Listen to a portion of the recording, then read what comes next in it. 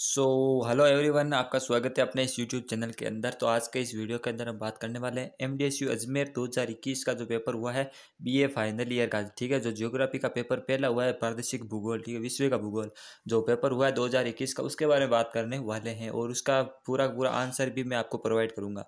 तो इस पेपर को करवाने का मेरा मकसद ये है कि आपको ये पता चल सके कि मतलब जो पेपर है वो पिछले साल कैसा आया था और इस बार कैसे कैसे आ सकते हैं। यानी कि पिछले सालों के जो पेपर हम अगर देखते हैं, सॉल्व करते हैं या फिर पढ़ते हैं, तो उनमें से लगभग लगभग 20% चांस होता है कि उन्हीं में से प्रश्न पूछे जाते हैं पिछले सालों में से। ठीक है, तो इसलिए मैं आपको ये पेपर करवा रहा हूँ और वीडियो को पूरा देखिएगा। और इसकी जो आपको आंसर की वगैरह ये सारा का सारा आप डाउनलोड कर सकते हैं टेलीग्राम से। ठीक है, टेलीग्राम का लिंक आपको डिस्क्रिप्शन में मिल गया होगा, आपको डिस्क्रिप्शन में चेक कर सकते हैं। तो चलिए आज हम बात करते हैं जो ज्योग्राफी का पेपर पहला है थर्ड ईयर के लिए, प्रादेशिक भूगोल, उसके बारे में 2021 का एमडीएसयू के अंदर कौन से प्रश्न आए थे वो हम देखते हैं। ठीक है, तो यहाँ पे मैंने जो पेपर है वो एज इट इज लगा रखा है, उसमें कुछ भी फेरबदल नहीं किया, उन्हीं की फोटो लगा दी है। जैसे देखिए, बीए पार्ट थर्ड एग्जामिनेशन 2021 और ये एमडीएसयू का है। ठीक है, प्रादेशिक भूगोल फर्स्ट पेपर का। ठीक है, तो चलिए इसमें कौन कौन से प्रश्न आए थे और इसमें थोड़ा परीक्षा पैटर्न चेंज हुआ था।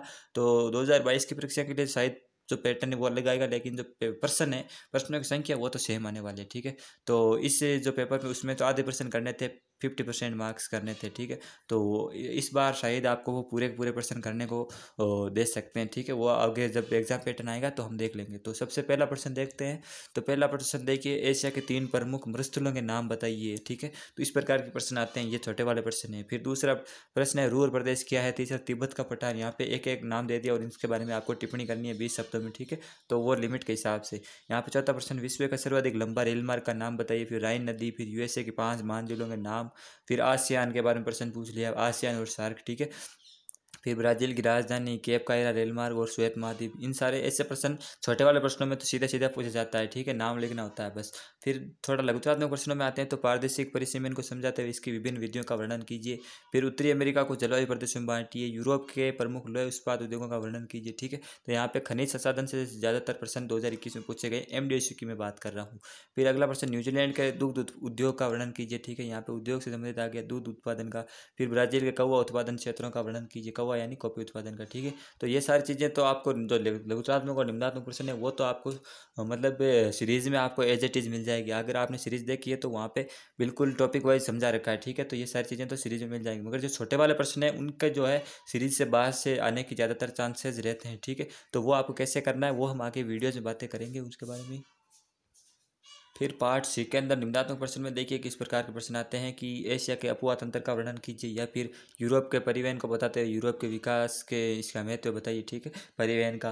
तो इस प्रकार के बड़े वाले प्रश्न ये तो सीरीज में मिल जाते हैं। ठीक है, कैसे भी कैसे ऐसा एज इट इज प्रश्न नहीं मिलता, मगर उसमें जो उत्तर होगा वो आपका सेम टू सेम होगा। ठीक है, फिर अगला प्रश्न देखिए, उत्तरी अमेरिका की जलवायु को समझाते हुए इसको प्रभावित करने वाले कारक। फिर दक्षिणी अमेरिका महाद्वीप में जनसंख्या वितरण में असमानता क्यों। इस प्रकार के प्रश्न पूछ जाते हैं, आपको इनमें 4 शब्दों में उत्तर देना होता है। ठीक है, फिर अगला प्रश्न लास्ट है कि ऑस्ट्रेलिया के खनिज संसाधनों का वर्णन कीजिए, या फिर न्यूजीलैंड के आर्थिक विकास में पशुपालन की महत्ता को समझिए। ठीक है, तो इस प्रकार के बड़े वाले प्रश्न पूछे जाते हैं। इनमें से जो है हमें दोनों में से ए करना होता है। 2 प्रश्न 4 प्रश्न दे रखे हैं, इनमें से 2 करने हैं। ठीक है, तो इस प्रकार ये इसका जो पेपर है 2021 का एमडीएसयू का वो मैंने आपको बता दिया। अब मैं इसके उत्तरों की बात कर लेता हूँ। ठीक है, तो उत्तरमाला मैंने यहाँ पे नीचे लिख रखी है, लगा रखी है। ठीक है, तो चलिए एक एक करते हैं। तो पहला प्रश्न हमने पढ़ा था कि एशिया के 3 मरुस्थलों के नाम। ठीक है, तो एशिया के 3 मरुस्थल देखिए कि एशिया के 3 मरुस्थल मैंने आपको यहाँ पे नाम लगा रखे हैं।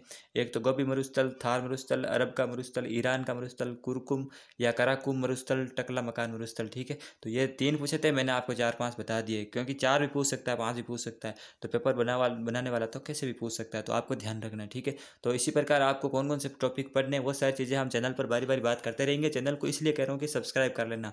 मैंने आपको 2021 में मैंने जो पेपर प्रोवाइड किया था उसमें से लगभग 60% जो पर्सन है वो एज इट इज़ पढ़े थे परीक्षा के अंदर। तो इसलिए कह रहा हूँ ये चैनल आपकी भलाई के लिए है, चैनल को सब्सक्राइब अभी कर लेना। फिर दूसरा प्रश्न आया था कि रूर बेसिन या रूर प्रदेश क्या था, उसके बारे में टिप्पणी करनी थी। तो देखिए, यूरोप में रूर नदी के आसपास का जो विस्तृत ये प्रदेश कोयला उत्पादन की दृष्टि से विश्व का सबसे बड़ा औद्योगिक केंद्र है। यानी कि यह कोयले के लिए जाना जाता है और यहाँ पे बहुत ज़्यादा कोयले की और भारी उद्योगों की मिलें स्थित है, और साथ ही लोहा और वस्त्र उद्योग भी इसके आसपास के क्षेत्रों में रूर प्रदेशों में बिखरा हुआ है, विस्तृत है। ठीक है, तो इसे कहते हैं यूरोप का रूर प्रदेश। फिर अगला प्रश्न आया था कि तिब्बत का पठार क्या है। तो तिब्बत का पठार मध्य एशिया में स्थित है, जो आपको पता है नेपाल और उसके ऊपर इलाके में। ठीक है, तो ये सारी चीज़ें आप लिख सकते हैं, मैप में आपने देखा होगा। फिर विश्व का सबसे लंबा रेल मार्ग का नाम देखिए, जो ट्रांस साइबेरियन रेल मार्ग है वो सबसे लंबा रेल मार्ग है, ठीक है। और मैं आपको बता रहा हूँ ये छोटे वाले प्रश्न है वो सीरीज से बाहर आते हैं अधिकतर, तो ये भी हम आपको करवाएंगे आगे आगे वीडियोज़ के अंदर। तो सबसे लंबा रेल मार्ग जो है ट्रांस साइबेरियन रेल मार्ग है, जो रूस के अंदर है, ठीक है। इसकी कुल लंबाई 9,438 किलोमीटर है, ठीक है। ये इसकी बातें होंगी। फिर राइन नदी के बारे में आपको प्रश्न पूछा था, तो राइन नदी जो है व्यावसायिक दृष्टिकोण से बहुत ही महत्वपूर्ण है। ये नदी यूरोप के कई देशों से होकर प्रवाहित होती है। इस नदी की लंबाई 700 मील है। स्विट्जरलैंड से निकलकर ये स्विट्जरलैंड है, ऑस्ट्रिया, स्विट्जरलैंड एवं जर्मनी, जर्मनी और फ्रांस के मध्य सीमा का निर्धारण करती है। तत्पश्चात ये जर्मनी और हॉलैंड में बहती हुई उत्तरी सागर में विलीन हो जाती है। यह है राइन नदी और ये बहुत ही इंपॉर्टेंट नदी है व्यवसाय की दृष्टि से भी। फिर यूएसए की 5 महान झीलों के प्रश्न है। ये प्रश्न तो लगभग हर साल घुमा के कहीं से मतलब लगभग 17 में, 19 में और 21 में पूछा गया 5 जिलों के नाम यूएसए की, ठीक है।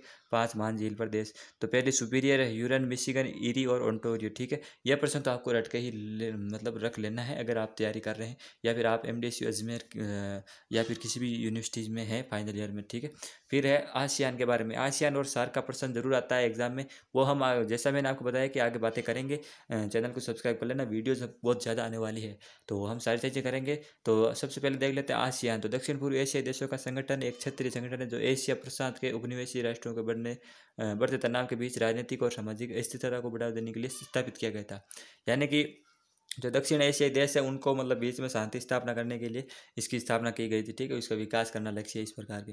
फिर जो ब्राज़ील की राजधानी है ब्राज़ीलिया, सीधा सीधा प्रश्न पूछ गया था। और ये मैं बता देता हूँ किसी भी सीरीज़ में आप चाहे जो स्टैंडर्ड पढ़ लो, राजा पढ़ लो, और बहुत ज़्यादा सीरीज आती है उसमें डायरेक्ट ऐसा प्रश्न नहीं दिया होता है छोटे वाले कि ब्राज़ील की राजधानी कौन सी है, लेकिन प्रश्न एग्जाम में पूछ लिया कि ब्राज़ील की राजधानी कौन सी है, तो ब्राज़ील की राजधानी है ब्राज़ीलिया। इसी प्रकार कौन कौन से देशों की राजधानियाँ पूछी जाएंगी वो भी मैं आपको आने वाले वीडियोज़ में बताता रहूँगा। फिर केप कायरा रेल मार्ग क्या है, इसका भी प्रश्न एक तो वो सबसे लंबा रेल मार्ग पूछ लिया, और ये दूसरा केप कायरा रेल मार्ग। और इसके बारे में देखते हैं, ये मिस्र की राजधानी कैरो और दक्षिण अफ्रीका की संवैधानिक राजधानी केप टाउन आसवान अदीस अबाबा होते हुए मोगम्बासा तक जाएगी, ठीक है। ये अभी प्रस्तावित है, अभी बना नहीं है, ठीक है, ये रेल मार्ग। और इसमें बनने में काफ़ी ज़्यादा समस्या थी। फिर लास्ट है प्रश्न है कि श्वेत महाद्वीप किसको कहते हैं, ठीक है। एक बिल्कुल सीधा प्रश्न आया था, श्वेत महाद्वीप कहते हैं अंटार्कटिका को। क्यों कहते हैं? बर्फ़ के कारण, क्योंकि यहाँ पे बर्फ़ पड़ी रहती है और ये पूरी चादरों बर्फ़ की चादरों से ढका रहता है, तो इसलिए इसको श्वेत महाद्वीप कहा जाता है। फिर हम केवल गुजरात्मक प्रश्नों की बात करेंगे, निम्नात्मक प्रश्नों की बात नहीं करेंगे। बड़े वाले प्रश्न है, ठीक है, वीडियो बड़ा हो जाता है, आप नहीं देखते हो इसलिए। तो 11 है कि प्रदेश परिसीमन की जो समझाते हैं उसकी विभिन्न विधियों का वर्णन कीजिए। तो इसकी जो प्रदेश की परिभाषा तो आपको सीरीज में दे रखी होगी, और इसकी जो परिसीमन की विधियां देखिए, भौतिक असंगति, बहुभुज, सीमांकन विधि और गुणों की सातत्य के आधार पर, ठीक है, ये सारी चीज़ें। और फिर अगला प्रश्न देखिए कि उत्तरी अमेरिका को जलवायु प्रदेशों में बांटिए। अब इसमें बांटने का मतलब आपको केवल जलवायु प्रदेशों का नाम लिखना था और आपको यहाँ पे पूरी टिप्पणी नहीं करनी थी। ये निम्नात्मक प्रश्न में अगर आपको टिप्पणी करनी होती है तो, या फिर बड़े वाले प्रश्नों में आ जाते हैं तो एक एक की व्याख्या करनी होती है, ठीक है, कि कितना इसका तापमान है, कौन कौन सी वनस्पतियाँ आई जाती है। लेकिन इसमें लग जाते हैं प्रश्नों में केवल हमको इसके नाम लिखने हैं। तो देखिए ये कौन कौन से नाम है, उष्णकटिबंधीय, सदाबहार, वैसे उस प्रकार की सारी जलवायु, ठीक है। फिर अगले प्रश्न है यूरोप में लौह इस्पात उद्योग। तो लौह इस्पात उद्योग है जो यूरोप में कहाँ कहाँ पर विस्तृत है वो देख लीजिए आप। यहाँ पे स्वीडन, फ्रांस, स्पेन, रूस, जर्मनी, ठीक है। इस प्रकार ये मैंने उत्तर आपके लिए लगा रखा है। अभी टाइम इसलिए नहीं है क्योंकि आपको पेपर देखना है, तो मैंने आपको पेपर दिखा दिया है। फिर देखिए न्यूजीलैंड का दुग्ध उत्पादन क्षेत्र, ये न्यूजीलैंड का दूध उत्पादन क्षेत्र है, कहाँ कहाँ पर होता है। यानी कि जो दूध के मामले में न्यूजीलैंड सबसे ज़्यादा दूध उत्पादन करता है, और जो उत्पादन करता है उसका 91% वो एक्सपोर्ट करता है न्यूजीलैंड। 9% वो खुद रखता है, बाकी 91% मतलब एक्सपोर्ट करता है, इसलिए इसका प्रश्न आया है एग्जाम में। फिर ब्राज़ील के कौवा उत्पादन क्षेत्र, ये निम्नलिखित है, जो ब्राज़ील में कॉफ़ी कहाँ कहाँ पर होती है और इसकी कॉफ़ी काफ़ी फेमस है।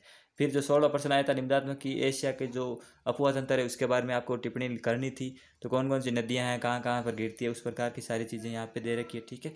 तो ये बड़ा वाला प्रश्न है, इसलिए मैं आपको नहीं करवा रहा हूँ। फिर अगला प्रश्न आता है उत्तरी अमेरिका की जलवायु को प्रभावित करने वाले कारक। तो देख लीजिए ये भी बड़ा वाला प्रश्न है। तो जैसा अभी हमने पीछे एक प्रश्न किया था कि जलवायु कौन कौन सी है, तो उस प्रकार, ठीक है। तो यहाँ पे पूरा वर्णन किया हुआ है, आपको बुक की एज इट इज़ आपको कॉपी लगा रखी है, तो आप पढ़ सकते हैं। डिस्क्रिप्शन में लिंक है, वहाँ से डाउनलोड कर लेना टेलीग्राम से। और जो अगर आपको ये नहीं मिले तो आप डेट के हिसाब से सर्च कर लेना टेलीग्राम पर, जैसे ये वीडियो किस दिन को अपलोड हुआ है उसी दिन पर आपको टेलीग्राम पर जाकर सर्च करना है, तभी आपको ये सारी चीज़ें मिलेगी, ठीक है। तो उम्मीद करता हूँ कि आपको ये वीडियो पसंद आया होगा और आप इससे कुछ सीखिएगा और इसके अनुसार जो है फाइनल की तैयारी कीजिएगा। ऐसा नहीं कि जो सीरीज़ उठा ली और एज इट इज सीरीज़ को रटना चालू कर दिया, पढ़ना चालू किया, उससे कुछ नहीं होता है। सीरीज़ को आपको अच्छे से पढ़ना है और कौन कौन से प्रश्न बनते हैं वो सारी चीज़ें हम आगे बात करेंगे, तो वो हम आगे करते रहेंगे बातें, ठीक है। तो चलिए फिर मिलते हैं। जय हिंद, जय भारत।